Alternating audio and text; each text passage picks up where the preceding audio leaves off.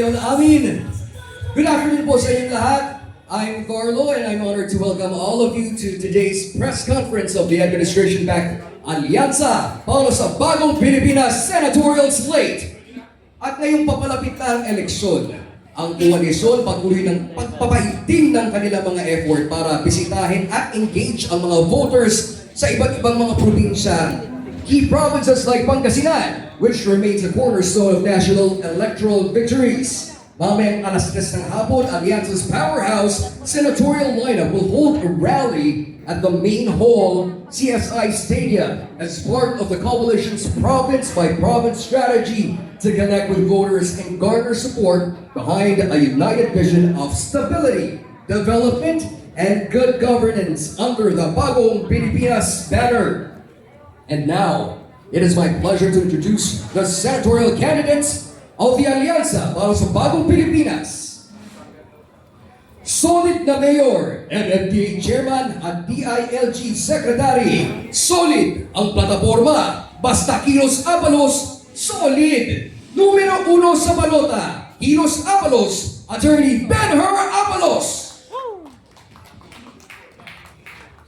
Para sa kanya, hindi pwede ang pwede na. Dapat better, happy better. Number 9 sa balota, Happy B9. Ang tunay na nakipagbakbakan sa krimen sa lansangan, nagbabantay sa kaban ng bayan. Numero 33 sa balota, Senador Ping Lacson.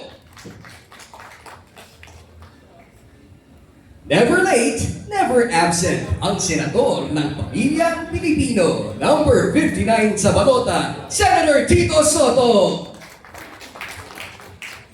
Abogado, General, Lingkod Bayan, Senate Majority Leader, putol natin sa Senado, tol ng bawat Pilipino. Number 61 sa balota, Senador Francis Tol Tolentino. Mga kababayan, ang magiging tagapagtanggol nyo sa Senado, ang kakampi ng inaapi, number 63 sa balota, Erwin Tulfo. At maraming salamat po sa inyong lahat. We are now open for questions. Ang mga members of the media natin, instructions lang natin ay please state your name, followed by your media organization, kasunod ng inyong tanong. Pwede na po tayo magsimula. Malagas salamat, Santo Senado, Magsikatay namin. Ako po si Eva Visperas ng Sunday Punch. Ang tanong ko po, maraming mangingisda mula sa Pangasinan ang umaaray dahil sa panghihipit ng mga barko ng China sa West Philippine Sea. Nawawalan sila ng hanap buhay at kinabukasan. Kung kayo po ay mahalal bilang senador, ano po ang konkretong tulong o aksyon na maibigay ninyo para matulungan silang makapagsimula muli at maprotektahan ang kanilang karapatan sa ating sariling karapatan. Maraming salamat. Maraming salamat. We are now open for your answers for our senatorial candidates. Senator Tol Tolentino. Siguro po, mahigpit natin ipapatupad yung Republic Act 12065, yung Archipelagic Sea Lanes Law, na maliwanag po kung saan dadaan yung mga malalaking barko galing sa ibang bansa, yung maliliit na bangka ay nasa labas. So, sa ganung paraan, may iwasan po yung banggaan. Yung pambubuli, alam ko po yung nangyari sa Villasis. Ako po ay nakipaglamay din po sa mga kababayan natin na nabangga ng isang malaking barko dito. At nasa isang husgado pa po ito sa Singapore para makakuha tayo ng claims. Ang kailangan po siguro dito ay patuloy na palakasin natin ang Coast Guard at ang DIFAR, at idagdag ko po dito yung PNP Maritime Police Command na sa ngayon ay medyo mahina. At gusto rin po natin mangyari na ipakita sa China na hindi katapusan naman yung kanilang ginagawa. Hindi naman po siguro kailangan na 57% lahat ng manggagaling sa West Philippine Sea ay mapupunta sa kanilang kapagkainan. Hindi naman po siguro karapat-dapat na yung yaman ng dagat natin, kabilang po siguro ang 5.4 billion barrels of oil sa West Philippine Sea ay naglalaway pa sila. Ito po ay pag-aari ng Pilipinas, nakakatulong sa pagbaba ng kuryente natin, at gasolina, At siguro dapat ipakita natin bilang isang bansa na nagkakaisa po tayo. Marami pong mga bagay na natungkat kami kahapon na hindi napakaganda at kanais-nais dahil may mga nalilinlang, nalalansi, naiiba yung pag-iisip dahil sa mindsetting na ginagawa ng People's Republic of China. Malawakan po ito. Nakita niyo naman yung nangyari nung nakaraang February 25, 2025, yung nahuli sa El Grande sa Subic, yung nahuli po sa, maging sa Makati, sa San Antonio Village, yung mga espiya doon, na yung nahuli po sa Palawan, yung Palawan 5. Lahat po ito magkakaugnay. Hindi lamang po doon sa tinanong mo, lahat po ito ay magkakaugnay sa concerted effort to really undermine the democratic system and our way of life here in the Philippines. So, mahaba-haba po yung sagot ko dyan, pero yun lang po yung tugon ko. I-implement na maayos yung Republic Act 12064. Baguhin po siguro yung ating mga batas patungkol doon sa pangingisda, lalong-lalo na doon sa lumabas na Supreme Court decision. At siguro dagdagan pa ng tulong ng pamahalaan yung ng BIFAR, yung ating mga mangingisda. Noong 18th Congress, pinayag yung bill declaring Philippine Maritime Zones. You know, na huwag lang pumasa sa UNCLOS, United Nations of the Law of the Sea. Pero nideklara natin yung sarili natin talagang maritime zones. Hindi namin napasa, pero pinasa ni Senator Tolentino in the 19th Congress. Pinirmahan ng Pangulo. I'm saying oversight. That is the most important thing also that the senators should be doing. And congressmen, for that matter, hindi lang mga bill na pinasamo dati or bill na ipapasa mo or mga batas na ipapasa mo. Importante yung naipasa mo dati ay mag-oversight function ka ron. Tignan mo, ini-execute ng tama. Katulad ng 0264, Philippine Maritime Zones Act. Yun ay dapat namin gawin at gagawin namin. Karoon din ng overseeing kung paano pinapatok ng Executive Department yung mga batas na yun patungkol sa West Philippine Sea. Siguro madagdag ko yung kay Senator Tito Soto. Yung batas na yun, sa mga naungkat namin kahapon, kaya gusto ng China na manalo yung pro-China senatoriables. Gusto nilang ma-repeal yung batas na yun. Gusto nilang ma-repeal. Wala nang oversight to kung repeal na yun. Hindi na ipapatupad. So tuloy-tuloy pa rin yung banta. Hindi lang pambubuli, kanila na yun. So maliwanag yun doon sa mga naungkat namin kahapon at ang nagsalita mismo nito ay ang National Security Council. Attorney Avalos. Siguro malinaw sa lahat na ang team ng alyansa ay pro-Philippines. Importante ang sovereignty, ang soberanya ng Pilipinas. At malinaw sa bawat isa dito, maski nasa kampo dito. But first things first, malaki sila, maliit tayo. Siguro these are things to be learned. At anong dapat gawin natin? Unang-una, through the budget. Bigyan natin mas lalo ang ito mga Coast Guard natin, kita naman natin from the oil spill na nangyari, talagang kulang na kulang. Sa mga southern seaboard natin, yung mga smuggling, talagang kulang. Kaya dapat ponduhan na talaga natin ang gusto ito. This is for our own, not only about China. Pangalawa, meron kami na ako yung DILG, meron kami PNP Maritime.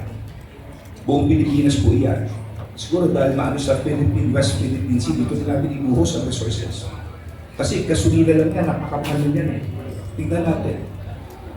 At pangatlo, as I know this, yung sinasabi natin longest yung sea lanes na sinasabi ni Senator Tolentino at yung sinasabi ni Senator Tito Soto, let's make sure that this will remain for the interest of our republic, of our people.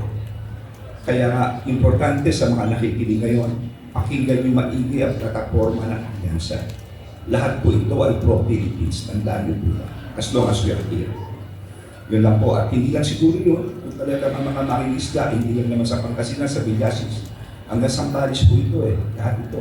Kasi siguro tignan natin how we could also help our fisher folks. Tulungan na rin natin sila. Through some other anyway, marami ka lang mga college dyan, to athletes, to paano, angkang, siguro unahin na po natin ang mga pamilya. Maraming salamat. Thank you. Kung wala na po karagdagang insights, we move on to the next reporter. Kindly state your name, media organization, and question. Yes, good afternoon, Catherine Galante from the Manila Times. So related din sa China issue, sinabi ko kahapon na National Security Council that there are indicators that China has been trying to interfere with the Philippine elections and may mga Chinese state-sponsored activities daw po that tend to support senatorial candidates who are pro-China. And they're also working against those who are anti-China. So what's your thought on this? Senator De La Guia. Nagulat tuloy ako dyan sa... Alam niyo po, kahapon ilabas ko yung mga dokumento para patunayan na yung sinabi mo ay hindi haka-haka. Para patunayan na hindi lang sa atin, dito sa bansa natin, kundi nagmumula sa China yung kumpas kung ano yung gagawin. Noong November 8, 2024, pinirmahan yung Maritime Zones Law. November 12, nagkaroon na ng order ng Chinese Embassy kung ano yung gagawin. Umula na po ng batikos. Umula na ng batikos sa akin. Siguro sa akin, 100,000 agad yung negatives sa presidente at sa lahat. Bakit kayo nagpasa ng ganyang batas? Kalokohan yan. Hindi nyo ba naintindihan yan? Makakasira sa... May mga tao po nagpapanggap na tao na hindi tao. Nagpapanggap na estudyante, nagpapanggap na OFW, nagpapanggap na businessman, nagpapanggap na maestra. Nag-uusap, nainganyo po yung mga kababayan natin. In a matter of days, nag-report po yung binanggit ko kahapon na kumpanya, naka 54,000 kagad sila na organic. Nag-report sila sa ambassador ng China. Si Ambassador Wang, na sinasabi lagi, ay patuloy ang pagkakaibigan ng Pilipinas sa China. Subalit marami tayong mga kaibigang nalilinlang. Ganon din po sa Pangasinan. Talamak po ang trolls dito. Yung gobernador nyo, yung mga mayors nyo rito, kung tamaan ng trolls. Yung kanilang structure, nagsisimula po sa Beijing, pumunta sa embassy, tapos meron silang mga kumpanya, at meron naman mga sub-companies na nag-organize local. Ito po, ito pildas ko. Hindi na maintindihan ito. Ito po yung kahapon, ito yung kontrata ng isang kumpanya, Infinitos. Sa Makati ito, tinake down na ng Facebook kanina umaga o magabi, hindi pa sila nagre-reply. Mukhang pinatawag ito na, hindi pa rin nagre-reply ang China. Kaya ako hinihiling ko sa DFA, kay Secretary Manalo, I call upon the good Secretary of the Department of Foreign Affairs to summon today, Biyernes ngayon, the Ambassador of the People's Republic of China to explain this interference in our domestic affairs, which is a clear transgression of our sovereignty.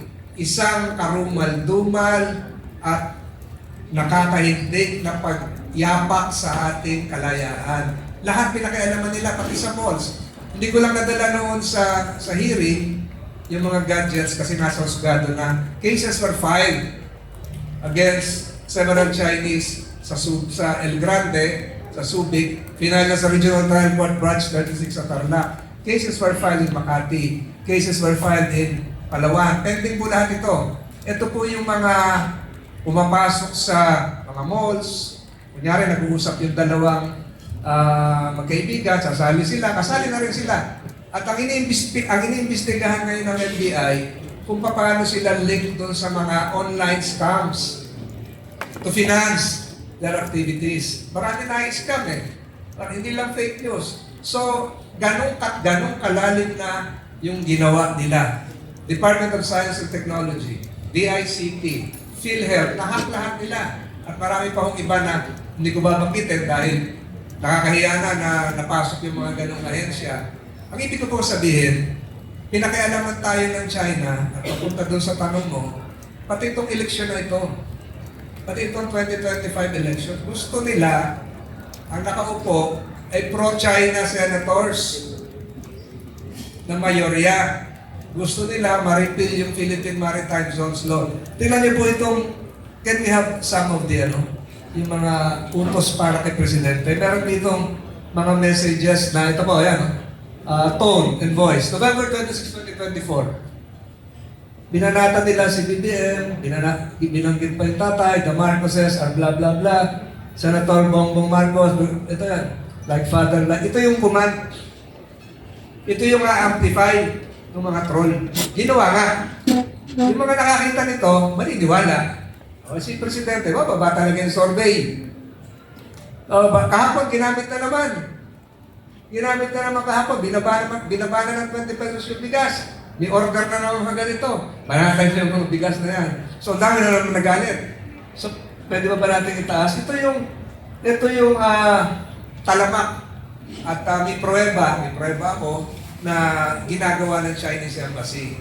At merong isang lumabas, yung Reuters, alam niyo ba yung sa Reuters?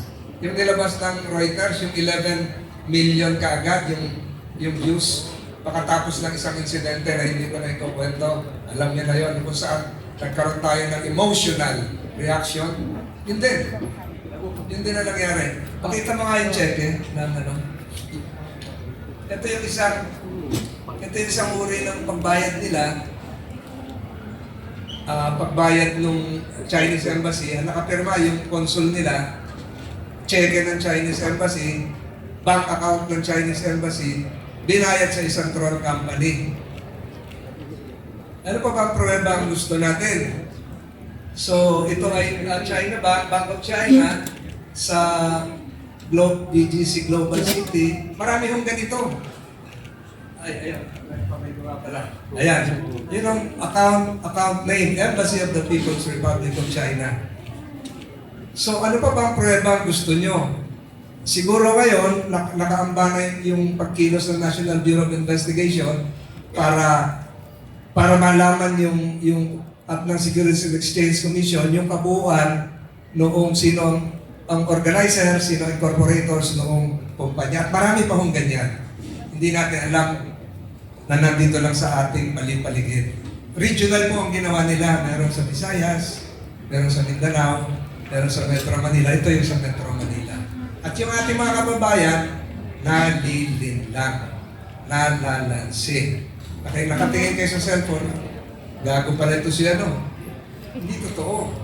Yung ka-text mo, hindi na totoo.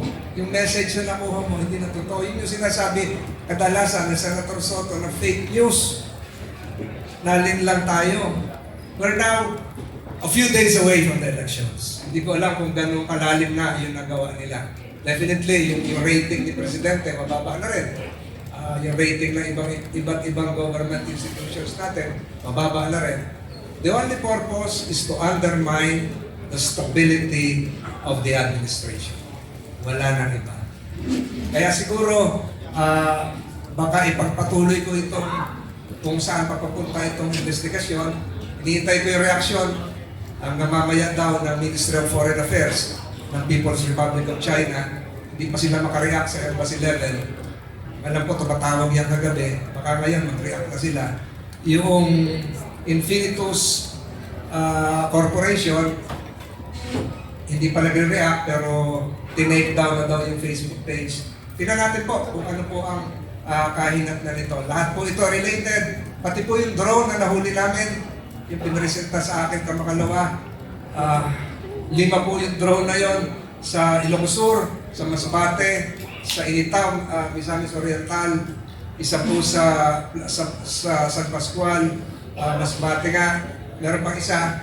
Lahat po ito ay mga surveillance submarine vessels underwater na lumulutang lang pag magre-report sa China.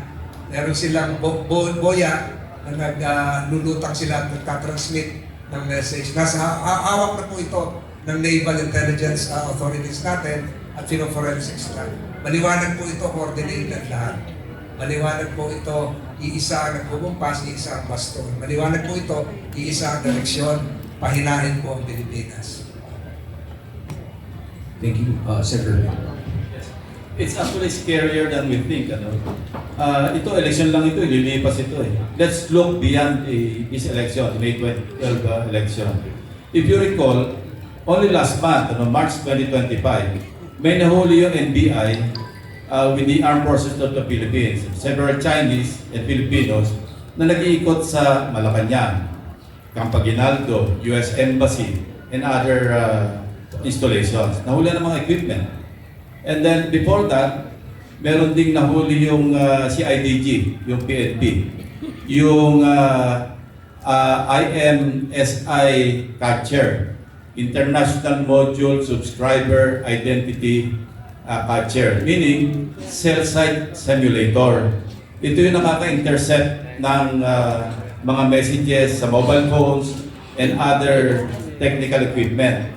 Chinese din ang nahuli dito. Inibisigan ng NBI.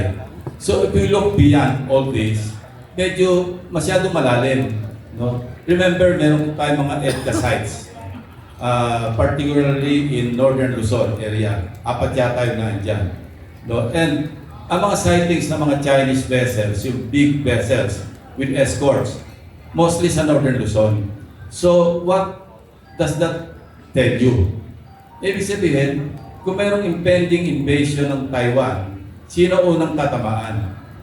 Siyempre yung mga EDCA sites, because these sites, apparently, ito yung staging area ng mga logistical equipment and other probably war material ng US in support of Taiwan. So, masyado pong malalim ito, and we would like to thank Senator Tolentino for the initiative na nag-conduct siya ng pagdinig. 2 hearings yung na-conduct niya. Ang dami niyang na-reveal.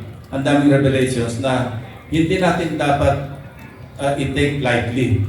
These are very, very serious matters. Sabi ko nga, yung election lilipas yan eh. But there's something deeper. Saka yung mga drones. Ito yung merong conductivity, temperature, depth. May mga sensor eh.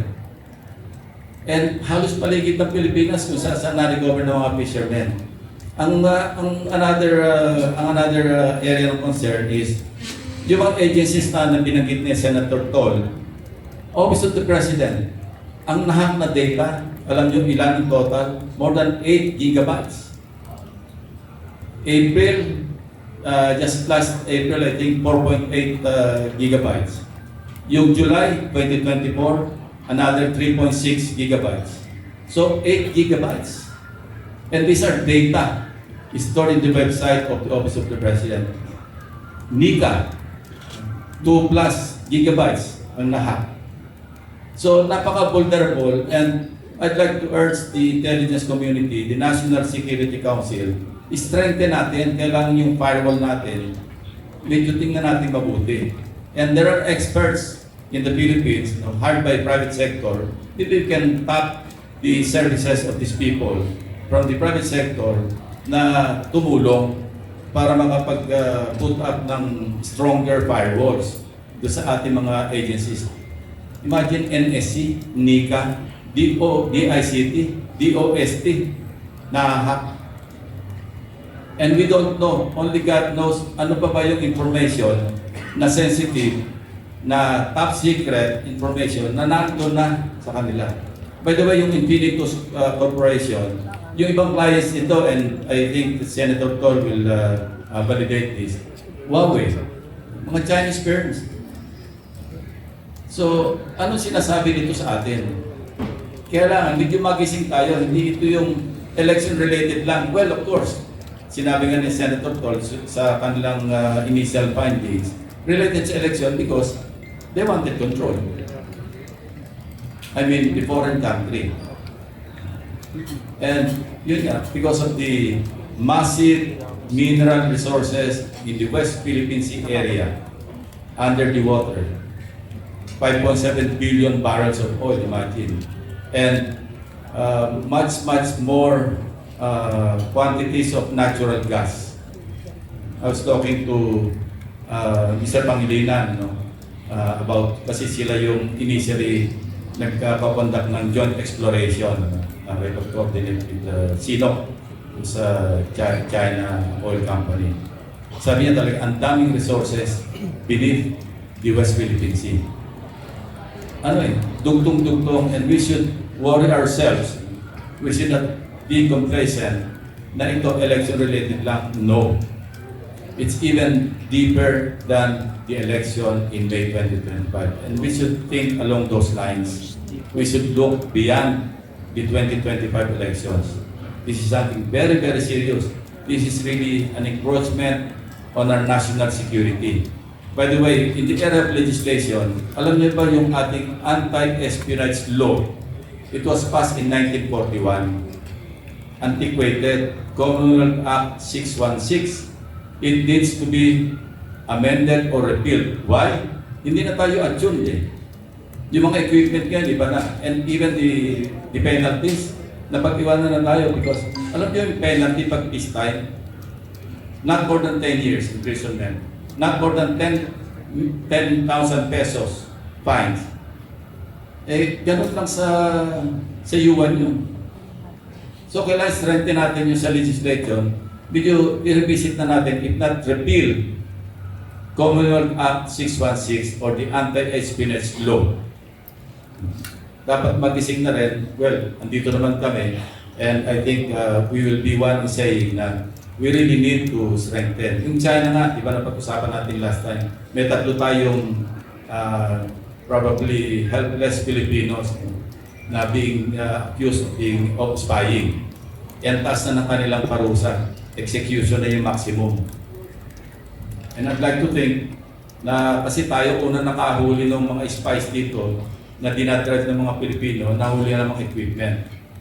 Well, the investigator in me would suggest na baka naman kaya hinuli yung tatlong Pilipino pang prisoner swap do sa mga nahuli na natin. Meaning, medyo tingnan din natin yung mga nahuli ng NBI at saka ng armed forces. Baka very valuable personalities ng Chinese intelligence. So, yun lang. I think I've covered enough. I'd like to give the floor to the others.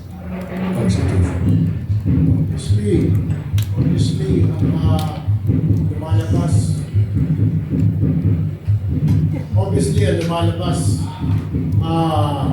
parang gusto ng China, Senate-controlled, Chinese-controlled Senate, Chinese-controlled House of Representatives. Kaya nasa kamay po ng mga tao, Pilipino, mga botante natin, sa inyo po.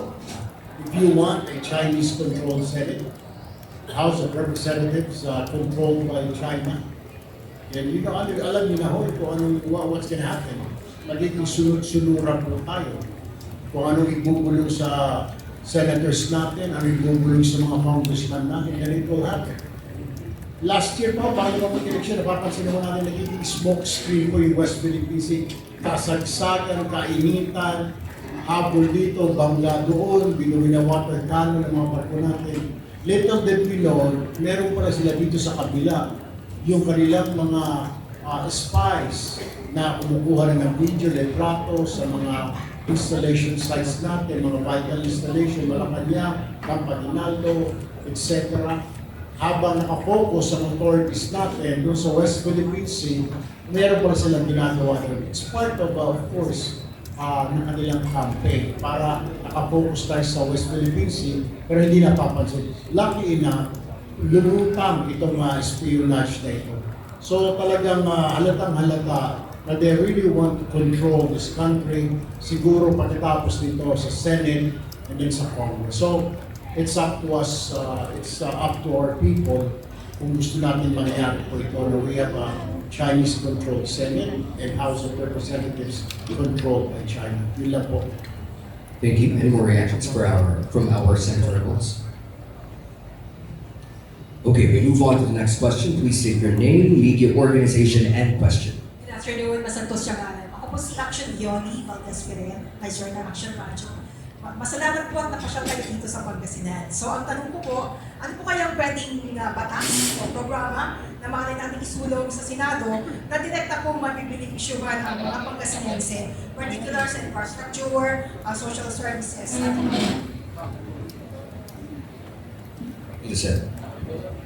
Kanina kausap namin si Mayor Belen.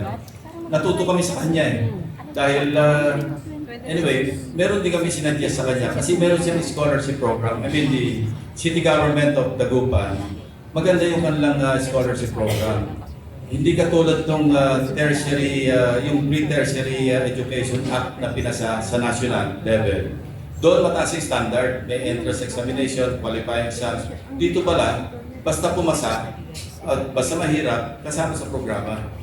Which is, I think, should be replicated sa national level. Kasi discriminatory. Alam niyo, pag malnourished yung bata dahil mahirap ang magulang, medyo kulang yung mental capacity. So, paano papasa doon sa qualifying exam para pumasok sa mga SUCs ng libre? And then, as doon sa oversight, nabanggit din niya, personal experience dito, yung palang check, pinagbabayad muna ng matrikula yung mga bata. Tapos nire-rebate, minsan hindi raw nire-rebate. So, oversight ito ng Senado, ng Kongreso, tingnan. Kasi every year, pinupunduhan namin yung check para sa pre-tertiary education. So, pwede rin i-adapt sa national scene yung basta wag lang bumagsak, kasama ka na sa, parang karoon ka ng qualification for employment. And that's a very good model being implemented by Mayor Belen ng Dagupan and the city government, which I think should be adapted do sa tertiary education. Pag bumagsak, tanggal. No? And I suggested to her, huwag naman tanggalin altogether. Baka naman may problema yung bata, hindi nakapag-aral, may inatin na mas seryosong bagay, kaya lumagpak do sa isang semester. Baka pwedeng bigyan ng second chance na pakunin na uli ng parang examination para sa re-entry, which she said she's going to propose na i-amend yung ordinance in that regard. So maganda yung mga dialogue with the local government officials. Natututo kami, meron kami napupulot sa kanila na pwede i-apply sa national and vice versa. So yun ang isang pwedeng magawa para matulungan yung taga Pangasinan, taga Dagupan in the field of education. Kasi education is also providing social services to our youth, di ba? Yung sa magsasaka naman, meron tayong pre-irrigation act. No? Baka lang hindi alam ng mga magsasaka na wala nang bayad, wala nang irrigation fee.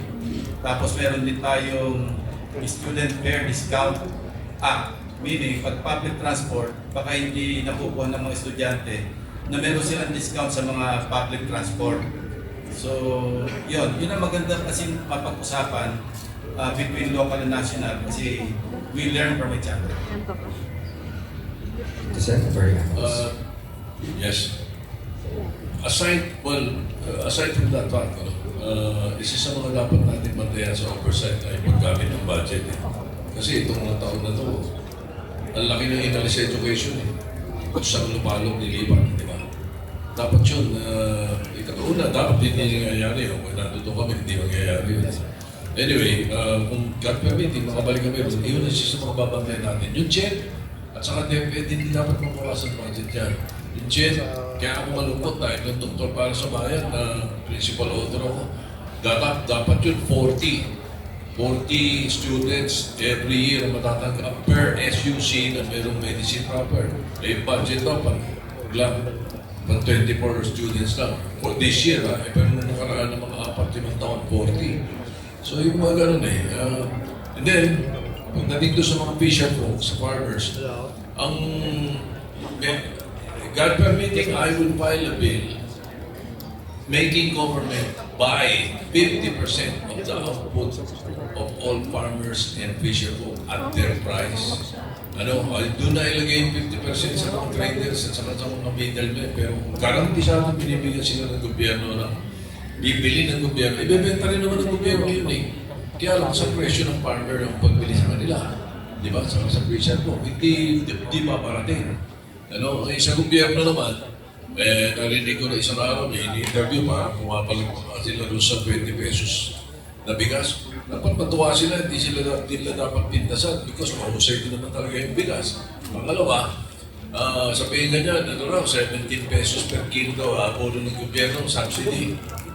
Ngayon, so masama ba yun? Pera ng taong bayan din yun. Di ba? Kakainin ng tao. Palagay mo lang, meron sinasabi sila 4 billion ata a year. 4 billion a year. That's a drop in the bucket doon sa natong pork barrel eh. Di ba? Ano hindi papunta sa taong bayan, kakainin ng taong bayan, kesa sa ibubulsa ni Kulapo. Di ba?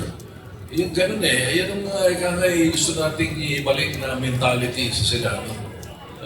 Thank you very much. Attorney Abalos. Okay, two things. Social services and agriculture. Isa sa pinakamalaking problema ng bansa natin na talagang kinakaharap ay ang kabataan natin, ang stunting. Ang stunting, ang hindi tamang pagkain ng nutritious food, apektado hindi lang ang height, pati ang utak ng bata. Halong dito, halos damage na ang brain ng bata. Year 2000, ang stunted is 1 out of 3 Filipino children. Ngayon, 2025, 1 out of 4 Filipino children are stunted. You can just imagine anong future na ating kinabukasan. 20 years ago, nung ako'y mayor ng Mandaluyong, kulerat kami sa Metro Manila. Inalagaan namin, we launched then the Millennium Baby Project. Buntis pa lang inalagaan na namin. Ilista namin lahat ng buntis, pinakain namin ng tama, we promoted breastfeeding, paglabas ng bata, nakatutok pa rin kami. Binigyan namin ng tama pagkain ng mga nanay. And every month, bawat barangay health worker nutrition, binibigyan namin ito. At pinaka-crucial dito, tandaan nito. From that time, kakain na ng solid food ang bata. Kasi yung iba sa atin, pinapakain ano yung tubig na may bigas. So ang nangyayari dito sa mga bata, dun, yung first 1,000 days, dun na-damage ang utak nila. At that time, kailan pumapasok ang gobyerno, pagdating dito sa mga barangay mga barangay schools, binibigyan ng mga pero it's already too late. The damage has been done. So if ever ang babaguhin ko rito, what happened to Mandaluyong? Nag-number 1 kami sa Metro, naging number 1 kami in nutrition in the whole country. We calibrated that with our educational system, but you know what happened? Nag-number 1 kami sa National Achievement Test. Meaning it's not all about educational system. The most important thing is the material, the brain of the children, nutrition. So, kung anong gagawin ko rito, tututukan ko po yan. I will make sure from the time na pinakana, lahat ang programang ito'y nakatutok. Kung may pondo LGU, so be it. Maraming mga pondo LGU. Kung wala, you could make use of the SWD or you could make use of the Department of Health para mabigyan na sapat na tutok ang mga bata. Because stunting is a very serious problem that will be the future of our country. Yung mga batang ito, we must invest in this. Pangalawa, agriculture. Tamo po sila, Pangasinan sa agriculture also. Ang bigas, nasabi na po ito, we will file for the amendment of the rice tarification law. Bakit? Sapagkat ang rice tarification ng araw with NFA, pwede lamang siyang bumili ng bigas at pwede siyang magbenta kaagad. Tinanggal yung kapangyarihang magbenta. Only in 2 instances, spoilage at kung may rice emergency.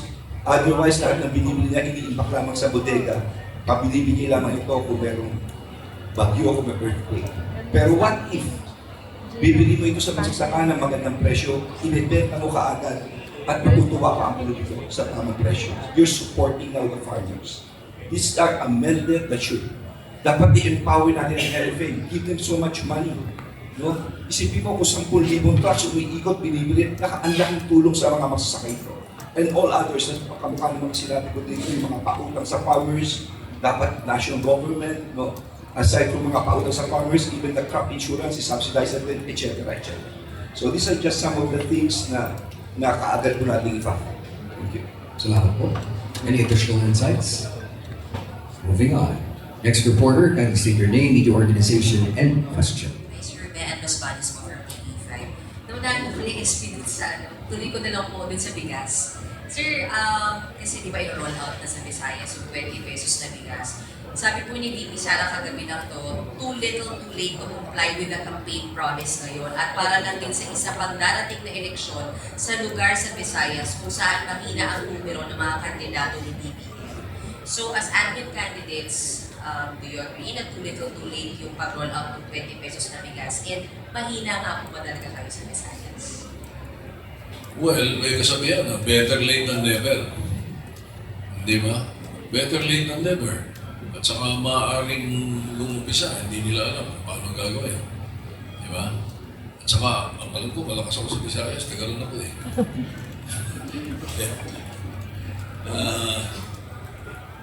As I said kanina, ano, sa subsidy lang, gobyerno daw magbabayad. Well, ano, dapat, pera din nila yun eh. Tapos taong bayan din nakakain eh. Yung pera na yun eh. Na magiging bigas eh. Whatever commodities na pupunta sa taong bayan. Kesa na makukurap lang eh. Kanino lang gusto mapunta sa bulsa ng mga kurap.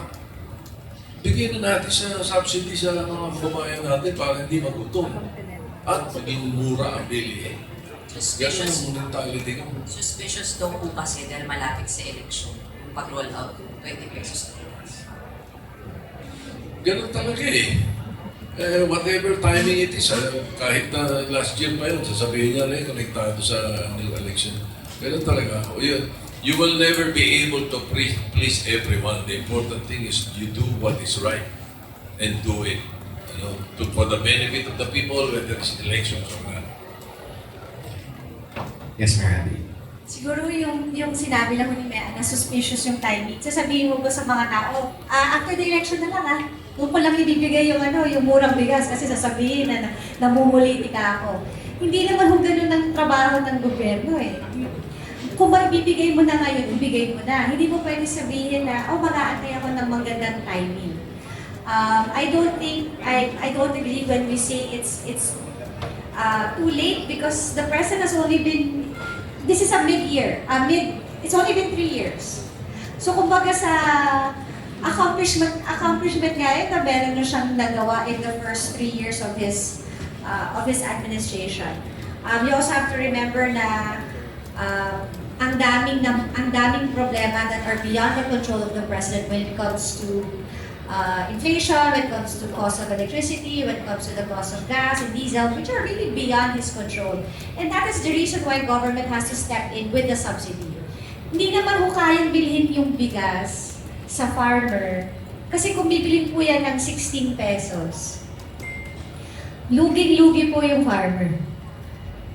Kaya nga po ibinibigay na nga ng 20 dahil may subsidy na ng manggagaling sa gobyerno. Because bagsak po ang presyo ng bigas ngayon.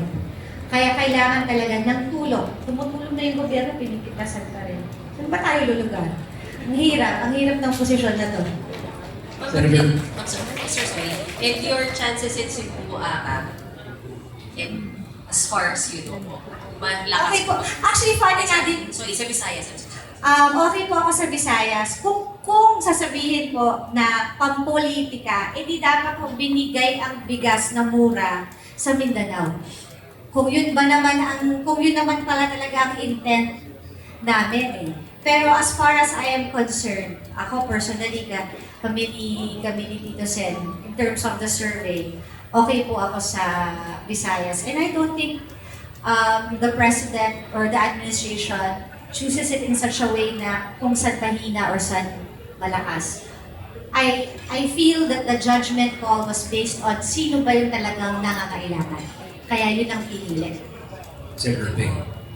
Ako, my take, pagka tinutulungan mo yung kahirapan at saka gutom, nothing is too late, nothing is too little. Gutom yan sa kahirapan na yun lang. Attorney Abelos. Well, hindi naman sa eleksyon ito. Maganda intensyon ng ating Pangulo. At alam niyo lahat ito, matagal niyang BTE gawing kwento ito. And it's on the record, sila ninyo. Matagal niyang BTE at sinabi niyo pa ito. And it's being bashed left and right. Ngayong ginawa niya, isa being bashed dahil eleksyon. Hindi pang gano'n. Talagang nagkakaulang, alam naman natin, yung presyo ng bigas, mababa ngayon at yung sinubsidize niya. No? Basta ako, naniniwala ako, napakaganda na intensyon niya. At walang timing ito, may lang ang nangyari. Nagawa niya na po itong mga panahon.